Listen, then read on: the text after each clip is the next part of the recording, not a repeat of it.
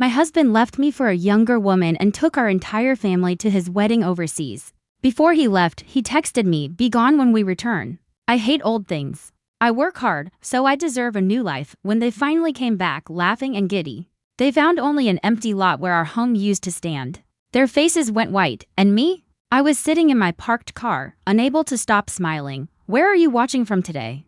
Drop your location in the comments below and don't forget to hit that like and subscribe button. Let me tell you how I savored this delicious moment. There I was, in my Honda Civic at 2 p.m. on a Tuesday, watching my cheating ex-husband, Frank, and his child bride, Amber, stare at a perfectly manicured empty lot, the very spot where our $800,000 suburban paradise had once stood. The look on Frank's face? Absolutely priceless. You'd think someone had just told him his precious golf membership got revoked 6 months ago. I was Patricia Williams, faithful wife of 28 years, mother of 2 ungrateful adult children, and, according to my husband, a nagging old bat who'd lost her figure and her purpose. Those were his exact words when he told me he was leaving me for Amber, his dental hygienist. Because nothing says midlife crisis quite like a 24-year-old with perfect teeth and daddy issues. Naturally, the whole family supported him. Our son, Jake, 28, still living off trust fund money, called it Dad's second chance at happiness. Our daughter, Sophie, 26, a social media influencer whose job is basically taking selfies for a living, actually helped plan their destination wedding in Tuscany. "Mom, you have to understand," she'd said, painting her nails while delivering this profound wisdom. "Dad's been unhappy for years. Amber makes him feel young again. I wasn't invited to the wedding." Frank had made that crystal clear when he moved out. "Patricia, I need you gone when we get back. Start fresh somewhere. Maybe Florida, where old people go." He'd laughed at his own joke while loading his golf clubs into Amber's pink Jeep. "I hate old things. I work hard, so I deserve a new life." But here's what Frank didn't know about his old wife. I'd been planning for this day since the moment I found Amber's thong in his gym bag 3 years ago. Frank thought he was clever, but I'd been managing our finances for decades. Every investment, every account, every asset he thought he owned. Let's just say Frank was about to learn the difference between having your name on something and actually owning it. The look on their faces when they pulled into our driveway and found nothing but fresh sod and a for sale sign? Worth every penny I spent on the demolition crew. And that was just the beginning. Frank's voice carried across the empty lot like a wounded animal. "Patricia," he screamed, spinning in circles where our front porch used to be. "What did you do to my house?" I rolled my window down just enough to hear him clearly. This was better than any soap opera I'd ever watched. Amber clutched his arm, wobbling on her designer heels. Stilettos and grass apparently don't mix well, who knew? Her bleached hair whipped around her face in the breeze, and she looked like she might cry. Poor little thing probably thought she was moving into a mansion. I murmured to myself, "Frank, honey, where's our house?" Amber's voice was that special kind of whiny that could shatter glass. "You said we had a beautiful house with a 3-car garage and a pool. We did have a house," I said silently, smiling as Frank's face turned red, the vein in his forehead pulsing the way it used to when he couldn't find the TV remote. "Patricia, I know you're here somewhere. This is my property." Actually, sweetheart, it wasn't. But I wasn't about to interrupt this beautiful meltdown to explain property law. I'd learned a lot about legal loopholes in the past 6 months. Amazing what you can accomplish when you have time, money, and a burning desire for justice. My phone buzzed with a text from my divorce attorney, Margaret Chen. "Demolition complete. He can't touch you legally. Enjoy the show." Margaret was 68, sharp as a razor, and had been handling messy divorces for 40 years. When I'd told her my plan, she'd smiled like a shark spotting blood in the water. Meanwhile, Frank was frantically dialing someone on his phone, probably his lawyer. The poor man who thought this was going to be a simple asset split. I'd met him once, a nervous little guy who kept wiping his glasses and muttering, "This is highly unusual," every 5 minutes during our meetings. "What do you mean the house was legally sold?" Frank's voice cracked. "I lived there. My name was on the deed." Check again. I almost felt sorry for him, almost. Then I remembered the night he came home reeking of Amber's vanilla perfume and told me I should consider updating my look because maintenance matters in a marriage. The same man who hadn't set foot in a gym since Clinton was president was giving me beauty advice. Amber had started crying, now real tears, ruining her carefully applied makeup. "Frank, I quit my job. I gave up my apartment. You promised me we'd have a beautiful home together." "We will, baby. This is just a misunderstanding." Frank was sweating through his Tommy Bahama shirt, a shirt I'd bought him for Christmas 3 years ago.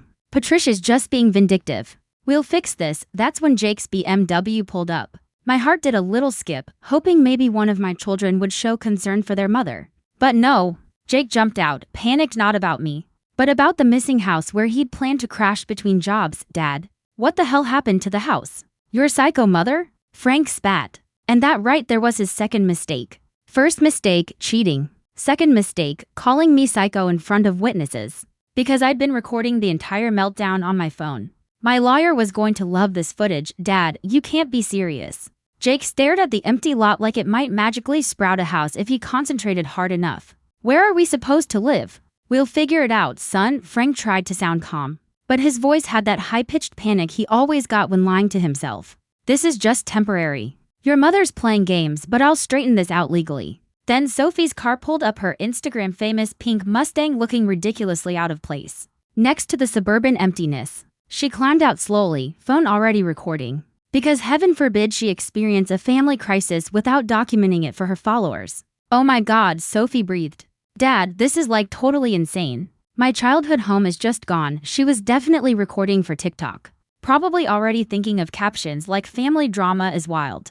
Or when your stepmom ruins everything. Actually, sweetheart, your stepmom had nothing to do with this. This was all me, the mom you haven't called in 3 months. Patricia did this. Frank announced to Sophie like he was delivering breaking news. She sold our house out from under us while we were at the wedding. Wait, she can do that? Amber's voice cracked. I thought you said everything would be fine. You said we'd work out the divorce stuff later. Now it was getting interesting. Frank had told Amber they'd work out the divorce stuff later, which meant they hadn't actually married overseas yet. She'd quit her job, given up her apartment, and moved in with a man still legally married to me. Poor planning, really. Of course she can't do that, Frank lied. And we all knew it. I'm calling my lawyer right now. This is theft. This is fraud. This is illegal, I said, rolling my window down completely and stepping out of my car. They all turned to stare at me like I'd materialized out of thin air. Frank's mouth actually dropped open. Amber stepped back. Jake looked confused, which wasn't unusual. Sophie immediately turned her phone camera toward me. Hello, family, I said pleasantly, smoothing down my new haircut. Shorter, blonder judging by Frank's expression. It looked good on me. How was Italy? Patricia, what have you done? Frank's voice strangled. I sold my house, I said conversationally. Demolished it, actually. The new owners wanted a fresh start with the lot. Can't say I blame them. The previous owner had terrible taste in furniture. Your house? Frank's face was turning purple. That was our house. We bought it together, actually. Frank, we didn't. I pulled out a folder from my purse, the same purse he'd called matronly last Christmas. See, when you started your affair 3 years ago, I got curious about our finances. Imagine my surprise when I discovered the house was purchased entirely with inheritance money. From my parents, my name was the only one on the original deed. The silence stretched out between us like a rubber band about to snap. That's impossible. Frank whispered, your name was added later as a gift back when I thought we had a solid marriage. I said, but gifts can be revoked under certain circumstances. Adultery, for instance. I smiled sweetly at Amber, who looked increasingly confused and slightly sick. Frank, what is she talking about? Her voice came out small. That's when I decided to drop the first bomb. Oh, honey. Didn't he tell you? Frank and I are still married. The color drained from Amber's face so fast I thought she might faint. Still married? Very married, I confirmed cheerfully. Frank told everyone you two got married in Italy. But what he didn't mention is that you can't actually get married when you're already married to someone else. That's called bigamy and it's illegal in most civilized countries, Frank. Amber whispered. Frank, tell her she's lying. Frank opened and closed his mouth like a fish, gasping for air. Sophie had stopped recording and was staring at her father in growing horror. Even Jake, who could normally sleep through a tornado, actually looked alert. We were going to. The paperwork got complicated. Frank was stumbling over his words like a drunk man trying to walk a straight line.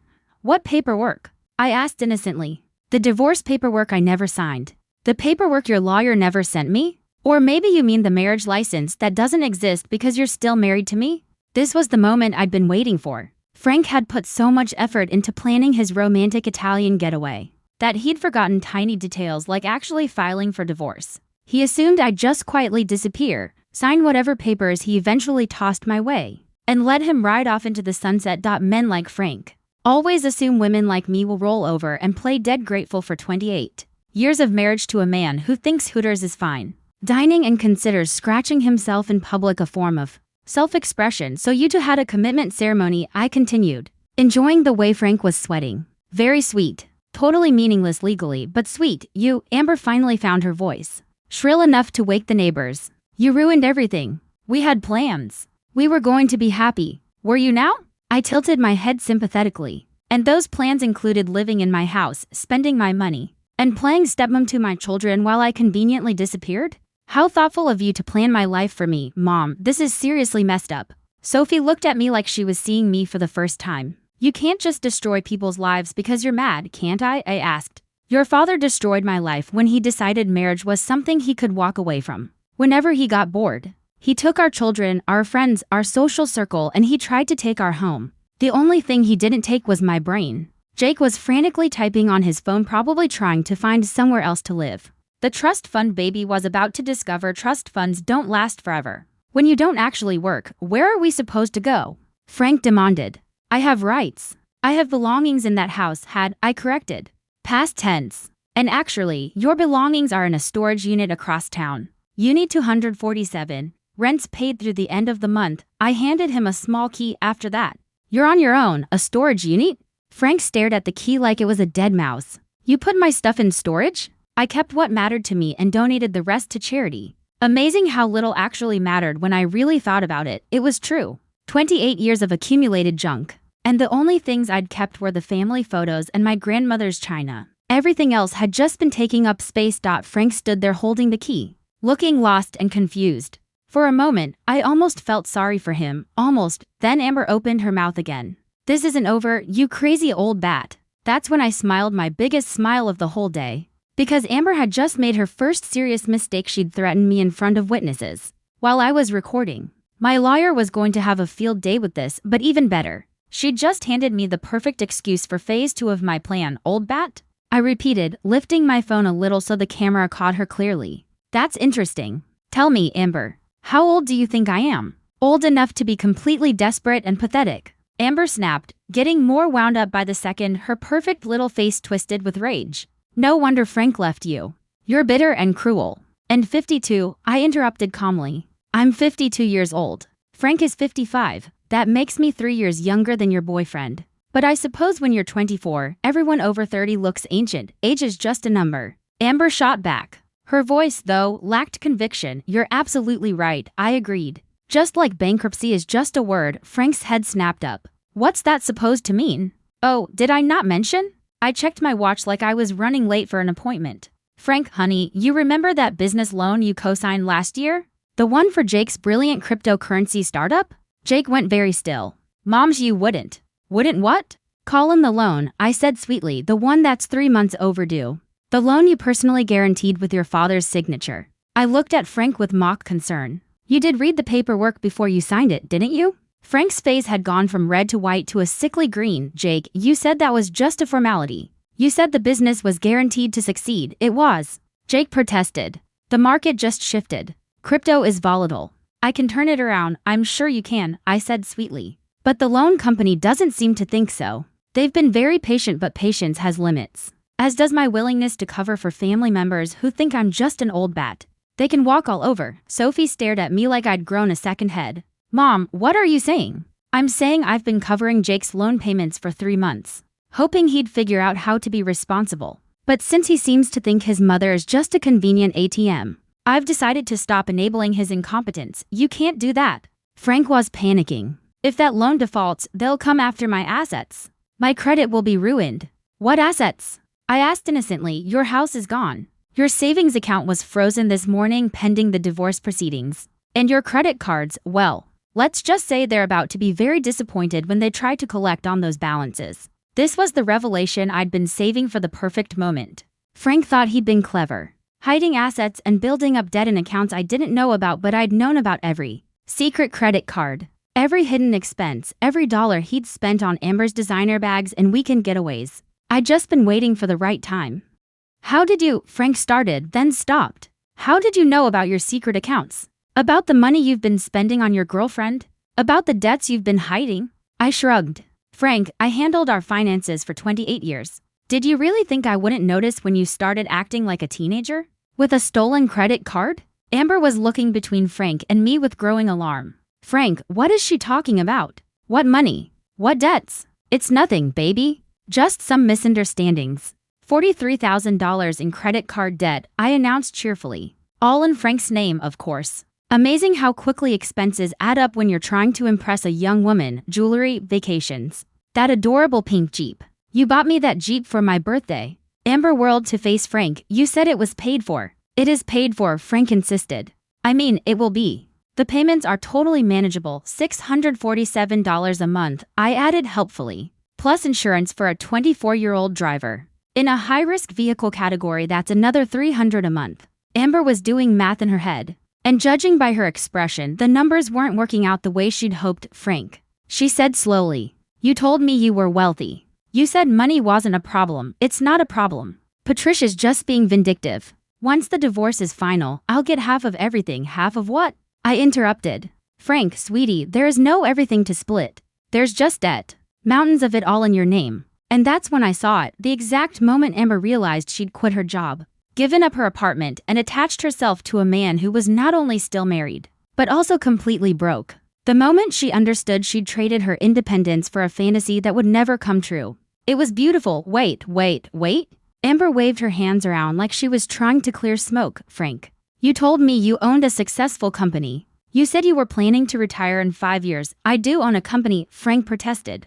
But his voice lacked its usual confidence. Williams Construction has been profitable for 15 years. Williams Construction? I laughed out loud for the first time all day. Oh, honey, that's precious. Tell her about Williams Construction. Frank, tell her who actually owns it. Frank's silence was answer enough. But I was enjoying myself too much to stop. You see, Amber, I said, smiling sweetly. Frank likes to tell people he owns a construction company. What he doesn't mention is that Williams Construction is owned entirely by me. Frank is an employee. A well-paid employee, I'll grant you, but still just an employee. That's impossible. Frank sputtered. Is it? I asked. Should I call Tom Bradley and ask him who signs his paycheck? Tom was Frank's foreman, a good man who'd been running the actual operations for years, while Frank played golf and told people he was a business owner. Or maybe we should ask the IRS, I added, since I'd been filing the business taxes for 15 years. This was my favorite part of the whole plan. Frank had spent years taking credit for my work, my money, my decisions, and eventually, he'd started believing his own lies. He truly thought he owned the company, even though every legal document clearly listed me as the sole proprietor. But I built that company, Frank shouted. I worked 60 hours a week for years. You worked for me, I corrected. And you were paid very well for your work. But owning a business? That requires paperwork, Frank. Legal paperwork, the kind I handle because you hate boring stuff like contracts and tax forms. Sophie was recording again. But this time she looked confused rather than excited. Mom, are you saying Dad doesn't actually own anything? That's exactly what I'm saying. Your father has been living off my money in my house, working for my company, and spending my credit for years. The only things he actually owns are his golf clubs and that ridiculous Tommy Bahama shirt collection. She's lying. Frank turned to Jake desperately. Son, you know I'm successful. You've seen the company trucks, the job sites. I've seen Mom's company trucks, Jake said slowly. And I could almost see the pieces clicking into place in his head. Mom had taught him about business licenses, tax law, and how to read financial statements. Poor Jake, not the brightest bulb, but at least he was starting to understand. This is insane, Amber declared. I'm calling my mother. I'm going home. That might be a problem, Frank said quietly. What do you mean?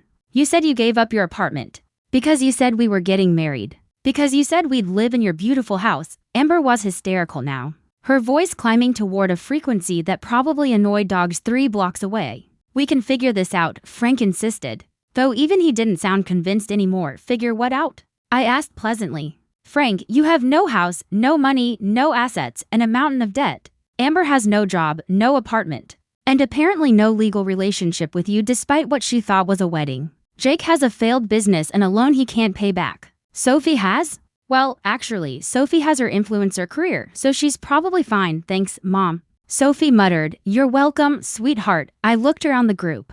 They were staring at me like I'd just materialized from another planet. This has been fun, I said. But I have an appointment with my lawyer in an hour. We're finalizing the divorce papers and discussing the restraining order. Restraining order? Frank's voice cracked. Oh yes, I said sweetly. You see, when you sent me that text telling me to be gone when you returned, when you called me a nagging old bat in front of witnesses, and when your girlfriend here called me a crazy old bat and said, this isn't over, Well, that constitutes harassment, possibly threatening behavior. Amber had gone very quiet. Smart girl. Unfortunately for her, it was too late for quiet. Margaret thinks we have an excellent case for a restraining order, I continued. One that would prevent any of you from contacting me, coming within 500 feet of my new residence, or attempting to interfere with my business operations. Your new residence? Frank asked weakly. I smiled and pulled out my car keys. Did I not mention? I bought a lovely condo downtown.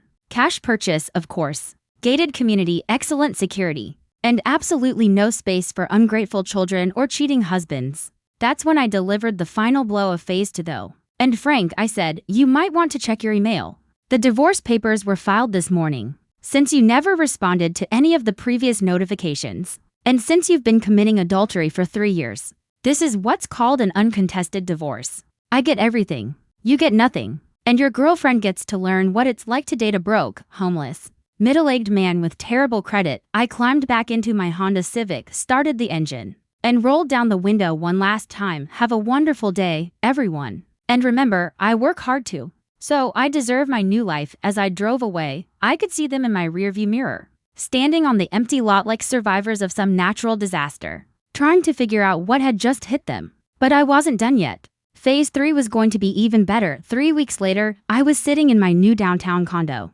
sipping wine on my balcony, overlooking the city lights, when my phone started ringing. The caller ID showed Jake's number, and I debated whether to answer, but curiosity got the better of me. Hello, Jake, Mom. We need to talk. His voice sounded different, tired, defeated, maybe. Can I come over? I'm sorry, but that's not possible. There's a restraining order, remember? You'd have to stay 500 feet away from my building. Mom, please. I know we screwed up. I know Dad screwed up, but this is getting out of hand. I took another sip of wine. Through my floor-to-ceiling windows, the city sparkled below me like a jewelry box. My new life was beautiful, quiet, and completely mine.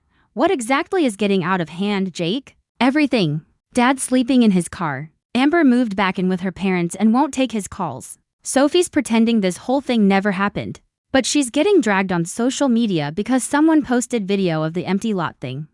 How unfortunate. I didn't feel even a little bit sorry for any of them. And the loan company, they're really aggressive. Mom, they're calling Dad at work, I mean at your company, and they're threatening to garnish his wages. That's how debt collection works, Jake. You borrow money, you pay it back. If you don't, they make you pay it back. Simple concept. But he can't afford the payments, not with rent and car payments and everything else.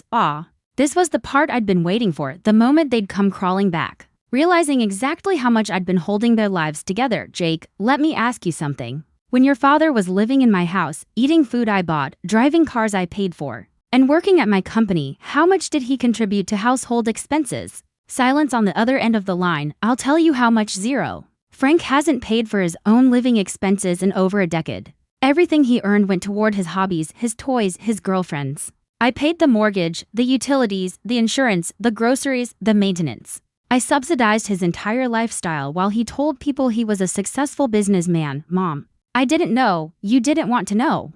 None of you wanted to know where the money came from as long as it kept coming. You just assumed I'd always be there, always paying the bills, always cleaning up your messes. That's not fair, is it? Jake, you're 28 years old. You've never held a steady job, never paid rent, never even bought your own groceries. Your father is 55 and has never balanced a checkbook. Sophie makes money taking selfies but has never paid her own insurance. You're all financial children. I could hear him breathing heavily on the other end of the line. What do you want us to do? He asked finally. I want you to grow up. I want you to learn what it feels like to work for something instead of having it handed to you. I want you to understand what I felt like for 28 years, being taken for granted by people who were supposed to love me. Okay, I get it. We took advantage. We were ungrateful. But Mom, what's done is done. Can't we move forward? Can't we be a family again? We were never a family, Jake. We were a woman raising 3 grown men who treated her like hired help. That stung. I could tell. Good, maybe it would motivate him to actually think about his life choices. So what now? You're just going to let Dad be homeless? Let me go bankrupt? Jake, I'm not letting anything happen. You're adults making adult choices and facing adult consequences. This is called real life, but you could help us. You have the money. The company's doing well. And there it was. The real reason for the call. They weren't sorry for how they'd treated me. They weren't interested in making amends or rebuilding our relationship. They just wanted me to fix their problems and write them another check, you're right. I said calmly. I do have money and the company is doing very well. Tom Bradley is an excellent foreman, and without your father there to interfere with operations, we're actually more efficient than we've ever been. Wait. What do you mean without Dad there? Oh, that was interesting. Frank hadn't told them about losing his job yet. Your father was terminated 2 weeks ago. Excessive personal calls during work hours, using company resources for personal business, and a pattern of inappropriate behavior affecting morale. You fired Dad? I fired an employee who wasn't performing his duties. The fact that he used to be my husband is irrelevant to business operations. Jake was quiet for a long moment, then finally said, Mom, you're destroying us. No, Jake. I said, I'm letting you destroy yourselves. I'm just not cleaning up the mess anymore. This isn't the mother I know. You never knew me. I said sadly. You knew a woman too afraid of losing her family to stand up for herself. You knew someone who would rather be miserable than alone. That woman is gone and she's never coming back. I hung up before he could respond. Outside my window, the city hummed with life and possibility. My wine was the perfect temperature. My condo was exactly the right amount of quiet. I had absolutely no one to take care of except myself. It was the best feeling in the world. The next morning, I was reading the newspaper, an actual paper newspaper. Because some pleasures are worth preserving, when my building's concierge called up. Double quotes, Mrs. Williams. There's a young woman in the lobby asking to see you. She says she's your daughter, Sophie. I'd been wondering when she'd make her appearance. Please tell her I'm not available for visitors. But if she'd like to leave a message, I'll consider it. She says it's urgent, ma'am. Something about her father being in the hospital. My blood chilled for a moment. But then I remembered who I was dealing with. Sophie could make a hangnail sound like a medical emergency if it suited her purposes. Please ask her for details, which hospital and the nature of the emergency. A few minutes later, the concierge called back. She says he's at General Hospital, ma'am. Something about chest pains and stress. She seems quite upset. Despite everything, Frank was still the father of my children. And despite my anger, I wasn't a monster. If he was genuinely ill, that was different from being homeless and broke. Tell her I'll meet her in the lobby coffee shop in 10 minutes. I dressed carefully, not too formal, but certainly not like someone who was concerned or rushing. If this was a manipulation tactic, I wanted to make it clear I wasn't falling for it. Sophie was sitting at a corner table when I arrived, her phone face down for once. Her usual Instagram perfect makeup smudged with tears that looked genuine. Mom. She stood up when she saw me, and for a moment, she looked like the little girl who used to crawl into my bed during thunderstorms. Sophie, tell me about your father. She sat back down heavily. He collapsed at work yesterday. Well, at Tom's work site, I guess. Tom called the ambulance. What did the doctors say? Stress-induced heart palpitations, high blood pressure. They want to keep him for observation. She trailed off, looking uncomfortable. But he doesn't have insurance anymore since you fired him. And he can't afford the hospital bills. There it was, the real reason for this meeting. Sophie, your father had insurance through Williams Construction for 15 years because I provided it. When he became unemployed, he became eligible for COBRA coverage, which would have maintained his insurance for up to 18 months. What's COBRA? I stared at my daughter, the 26-year-old woman who made more money than most people with real jobs, and she didn't know what COBRA was. A COBRA is federal law that allows people to keep their employer-provided insurance when they lose their jobs. Your father received all the paperwork. He chose not to pay the premiums. Sophie looked genuinely confused. Why wouldn't he pay for insurance? Because COBRA premiums are expensive. And your father has been living in his car while spending what little money he has on trying to win Amber back. Priorities. He's been trying to win Amber back. Sophie's voice rose. Mom, she won't even talk to him. She posted on Instagram about dodging a bullet and fake rich guys. She's already dating someone else. I almost felt sorry for Frank, almost getting dumped by someone who was only dating you for money in the first place had to sting, especially when you discovered she'd replaced you in less than a month. That's unfortunate for your father. I said, but it's not my problem, Mom. He's in the hospital because he made choices that led to stress and health problems. Natural consequences. Sophie stared at me like I was speaking a foreign language. You really don't care, do you? You really just hate all of us now. I don't hate anyone, Sophie. But I'm not responsible for fixing problems that other adults created for themselves. But you're our mother. I was your mother. I spent 28 years being your mother, your father's mother, and Jake's mother. I'm retired from that job.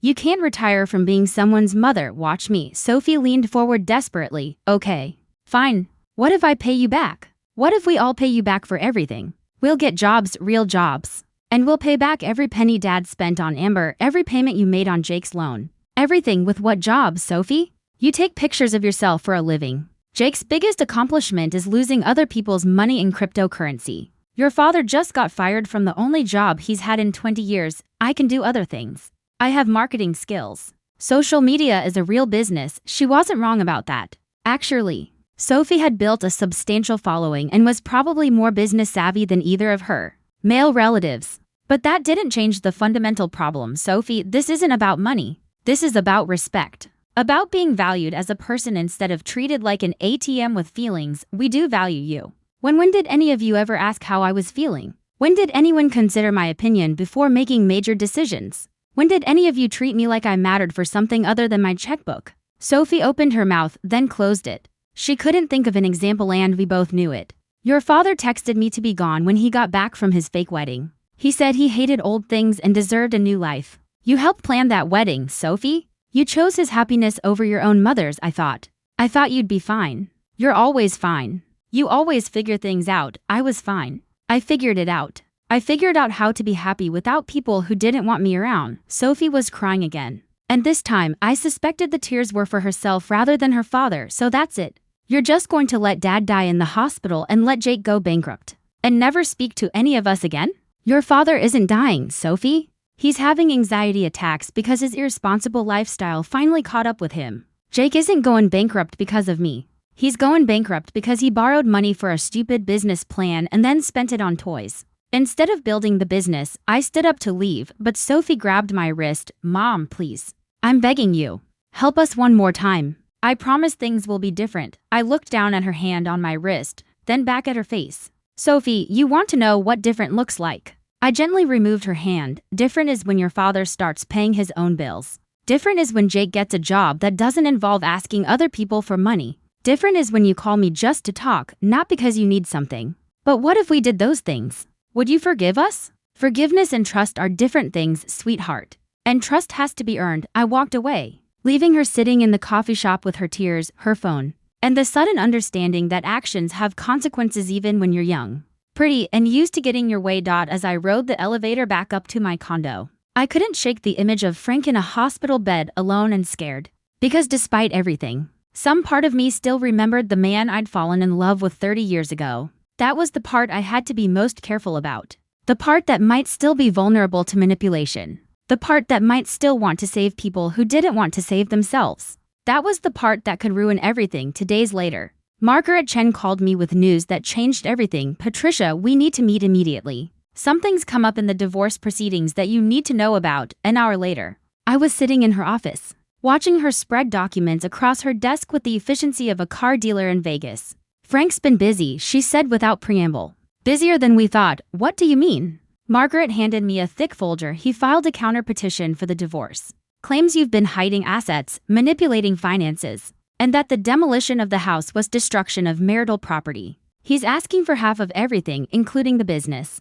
I laughed out loud. He has no case. The house was legally mine. The business is legally mine. And I have documentation for every financial transaction. That's what I thought too. Until this. Margaret pulled out another document, this one with an official seal. Frank hired an investigator. A good one. My blood went cold. What kind of investigator? The kind that found out about the trust. The trust? I'd forgotten about the trust. Patricia, why didn't you tell me about the Williams Family Trust established in 1998? The one that technically owns 40% of your business assets? My hands were shaking as I reached for the document. There it was in black and white. The trust I'd set up 25 years ago when Jake was born. Designed to protect our family's assets and provide tax advantages. The trust that named Frank as co-trustee. I'd forgotten, I whispered.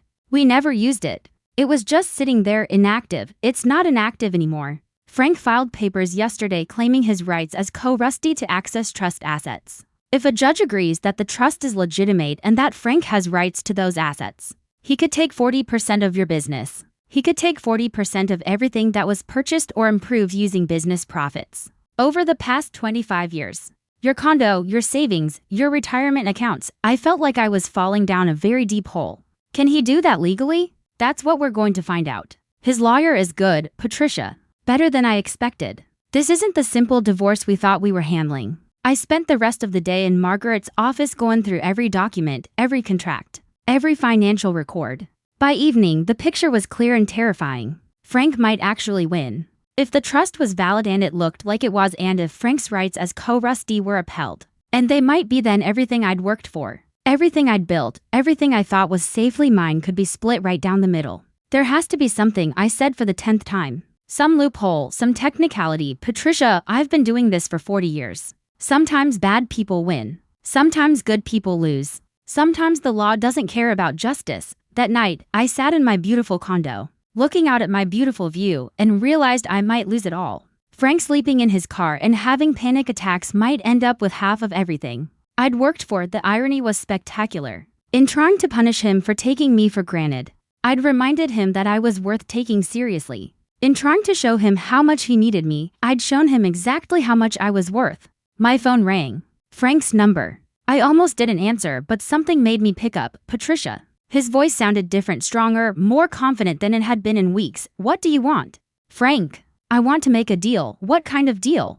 I dropped the trust claim. You drop the restraining order and the divorce proceedings. We go back to being married and we pretend none of this ever happened. Absolutely not. Think about it, Patricia. You give me another chance and I give you back your money. I stay with you and you stay rich. Win-win. Frank, you cheated on me. You humiliated me. You tried to steal my house and my business. You told me I was old and worthless. I made mistakes. I was going through a midlife crisis. It happens to everyone. It doesn't happen to everyone. It happens to selfish people who think their feelings matter more than other people's lives. Patricia, be practical. If this goes to court, you could lose millions. Is your pride really worth that much? That's when I realized something that changed everything. Frank wasn't calling from a position of weakness. He was calling from a position of strength because he thought he held all the cards. He thought I'd be so terrified of losing my money that I'd take him back just to keep it. He thought I was still the same frightened woman who'd rather be miserable than alone. He thought wrong. Frank, I said calmly, let me ask you something. How much do you think I'm worth? What do you mean? My net worth. How much do you think I have? I don't know. A few million, maybe. Try again. Silence on the other end of the line. Frank. You lived with me for 28 years, but you never paid attention to anything I actually did. You never looked at the real financial statements. Never asked about the investments. Never wondered why I worked such long hours. Or why I was always on the phone with lawyers and accountants. Patricia, what are you saying? I'm saying you have no idea what you're really fighting for, and you're about to find out. Why, that's a problem. I hung up the phone and called Margaret. Margaret, it's time for phase 4. Get ready to show Frank exactly what he's been taking for granted all these years. Phase 4, the one where he discovers that the trust is the least of his worries. Because Frank had just made his final mistake. He'd threatened to take what was mine, assuming I'd be too scared to fight back. He was about to learn the difference between someone who's afraid of losing everything and someone who's ready to burn it all down just to watch him cry. The court hearing was scheduled for the following Friday at 9 a.m. Frank arrived in his only remaining suit, the navy blue one I'd bought him for our anniversary 3 years ago. He looked confident, almost smug, like a man certain he was about to win the lottery. He had no idea what was about to hit him. Margaret and I took our seats across from Frank and his lawyer, a sharp-eyed man named David Parker who'd built his reputation on complex financial cases. Parker had clearly done his homework. I could see the thick folder of documents he'd prepared. Your Honor, Parker began when the judge called our case. My client is seeking his rightful share of marital assets that his wife has attempted to hide through illegal property transfers and financial manipulation. The judge, a stern-looking woman in her 60s named Judge Harrison, peered over her reading glasses at the paperwork. This concerns a trust established in 1998? Yes, Your Honor. The Williams Family Trust, which my client co-established with his wife and which gives him equal rights to trust assets. Valued at approximately $4 million, Frank was practically glowing. $4 million was more money than he'd ever imagined having access to. Judge Harrison turned to Margaret. Counselor, how does your client respond to these claims? Margaret stood slowly, a slight smile playing at the corners of her mouth. Your Honor, Mrs. Williams does not dispute the existence of the trust. However, she would like to present evidence regarding the full scope of marital assets that Mr. Williams is claiming. Proceed. Margaret opened her own folder and pulled out a single sheet of paper. Your Honor, Mr. Williams has based his claim on the assumption that the Williams Family Trust represents the majority of his wife's assets. However, he has been operating with incomplete information. She handed copies of the document to the judge, to Parker, and to Frank. Frank's face went white as he read it. Your Honor, Margaret continued. Mrs. Williams' total net worth is not $4 million, as Mr. Williams believed, according to the certified financial statement prepared by the accounting firm of Bradley, Thompson and Associates. Mrs. Williams' current net worth is approximately $47 million. The courtroom went completely silent. Frank's mouth hung open like a broken gate. The Williams Family Trust represents less than 10% of Mrs. Williams' total assets. The majority of her wealth comes from real estate investments, stock portfolios, and business ventures purchased and developed using her inheritance money, not marital assets. Judge Harrison raised her eyebrows as she read the financial statement. Mrs. Williams, is this accurate? I stood up. Yes, Your Honor. My husband lived with me for 28 years, but he never took an interest in our finances beyond spending money. He has no idea what I've been building during our marriage, Margaret continued. Furthermore, Mrs. Williams would like to present evidence that Mr. G. Williams has been systematically stealing from marital accounts for the purpose of conducting an extramarital affair. She handed over another folder, thick with credit card statements, bank records, and receipts. Over the past 3 years, Mr. Williams has spent approximately $127,000 of marital funds on gifts, travel, and expenses related to his relationship with Ms. Amber Collins. This represents embezzlement of marital assets, Frank's lawyer frantically whispered in his ear. But Frank looked like he was about to be sick. Your Honor, Margaret said, delivering the final blow. Mrs. Williams is prepared to offer Mr. Williams a settlement. What kind of settlement? Mr. Williams may keep his personal belongings, his car, and receive a one-time payment of $50, zero in exchange for relinquishing all claims to marital property, business assets, and trust funds. In addition, he will be required to repay the $127,000 he embezzled, either in cash or through wage garnishment over a period not to exceed 10 years. Frank was shaking now. Patricia, you can't be serious. I looked at him directly for the first time that day. Frank, you wanted a new life. This is your new life. You can accept the settlement and walk away with $50,000, which is more than you deserve, or you can fight it and walk away with nothing except a criminal charge for embezzlement. Embezzlement? Frank's voice cracked. You can't prove that. Margaret handed the judge another document. Actually, Your Honor, we can. Mr. Williams used marital credit cards to purchase gifts for his mistress, charged vacation expenses to joint accounts, and withdrew cash from business accounts for personal use. All of this is documented. Judge Harrison had seen enough. Mr. Williams, I suggest you consider the settlement very carefully, based on the evidence presented. Your wife has grounds for criminal charges that would leave you with far less than $50,000. Frank looked at his lawyer desperately, but Parker was shaking his head. Your Honor, Frank said quietly, I'd like to request a recess to consider the settlement. You have 15 minutes, in the hallway. Frank approached me, tears in his eyes. Patricia, I had no idea about the money, about how much you'd built. You never meant to get caught, I corrected. Frank, you spent our entire marriage treating me like hired help while I was building an empire. You thought I was just some dependent housewife you could discard when you got bored. I was stupid. I was selfish. Can't we work this out? Can't we try again? I looked at the man I'd once loved, the man who had shared my bed for 28 years, and felt absolutely nothing. Frank, take the settlement. Use the $50,000 to start over. Get a job. Find an apartment. Learn how to be responsible for yourself. Maybe someday you'll understand what you threw away. And if I don't take the settlement, then I'll file criminal charges, and you'll spend the next few years in prison for embezzlement. Your choice. Frank signed the papers 10 minutes later. As I walked out of the courthouse, Margaret shook my hand. That was the most satisfying case I've handled in years. How does it feel to be free? I looked up at the afternoon sky, breathed in the cool autumn air, and smiled. It feels like winning. 6 months later, I was sitting on the beach behind my new house, not a condo, but an actual house with a yard and a garden, and enough space for the life I was building, when my phone rang. It was Sophie. Mom, I got a job.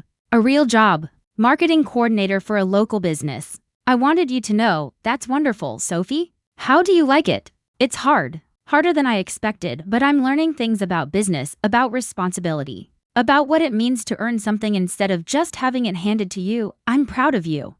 Mom, could we maybe have coffee sometime? I'd like to tell you about the job. And maybe I'd like to get to know you. The real you, not just the mom who fixed everything for us. I looked out at the ocean, watching the waves roll in endlessly, carrying away the old and bringing in the new. I'd like that very much. Really? Really, but Sophie, we go Dutch on the coffee, she laughed. And for the first time in years, it sounded genuine. Deal. Mom, fair is fair. As I hung up the phone, I realized that this was what victory actually looked like. Not revenge, not punishment, but the simple satisfaction of being valued for who I was instead of what I could provide. I was 52 years old, worth $47 million, and finally completely free. And the best part? I was just getting started. Thanks for listening. Don't forget to subscribe and feel free to share your story in the comments. Your voice matters.